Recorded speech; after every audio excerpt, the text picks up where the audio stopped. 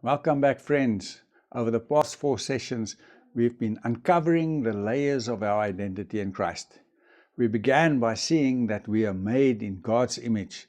Then we explored the difference between roles and identity, learning that what we do is not the same as who we are. In the third session, we discovered how hearing God's voice anchors us in relationships. And last time, we celebrated adoption, realizing that we belong to God as His beloved children. Today, we're going deeper into the foundation of our faith, grace. Without grace, none of this journey would be possible. Paul writes in Ephesians 2 verse 8 and 9, "For it's by grace that you've been saved through faith, and this is not of yours from yourself. It is a gift of God, not by works, so that no one can boast." This verse is a cornerstone for identity. Grace is not a reward for effort, it's a gift. That means your identity is not built on how well you perform, how much you achieve, or how perfectly you behave. It's built on God's unearned favor. Grace is the soil in which identity grows. Without it, we fall into performance-driven living, constantly striving to prove ourselves, fearing failure, and measuring worth by comparison. But Paul insists salvation is by grace, not works. That truth dismantles the lie that you have to earn God's approval. Grace changes bearing. Imagine someone bowed down under the weight of guilt, shame, or striving. That posture communicates defeat and exhaustion. Now, imagine someone standing tall, shoulders back, face lifted, not in arrogance, but in confidence. That's what grace does. It lifts your posture. It takes you from bowed down to standing upright, from striving to rest, from fear to freedom. When you receive grace, you stop approaching God as a fearful servant and start approaching Him as a beloved child. Hebrews 4:16 says, "Let us then approach God's throne of grace with confidence, so that we may receive mercy and find grace to help us in our time of need." Confidence is a posture shift. Grace allows you to walk into God's presence without hesitation, knowing you are welcomed. Grace also changes how you see failure. Without grace, failure feels final. It defines you. With grace, failure becomes a teacher, not a prison. You can confess, repent, and move forward because grace says you are forgiven. That posture is one of humility and hope. Grace changes how you see success too. Without grace, success tempts us to boast, to compare, to build identity on achievements. With grace, success becomes an opportunity to give thanks because you know it's God's gift. That posture is one of gratitude and generosity.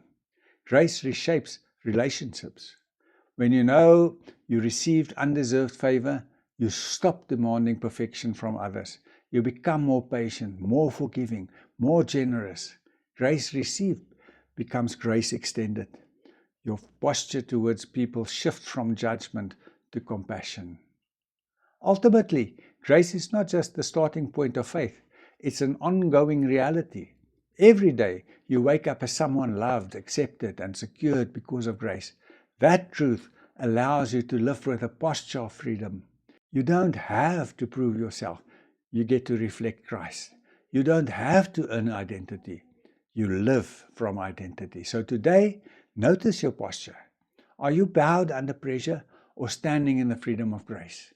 Let God's gift reshape the way you carry yourself in prayer, in relationships, and in purpose. Here is a practical application for today. Pause when striving arises. When you catch yourself trying to earn approval, stop and say this aloud: I receive God's grace.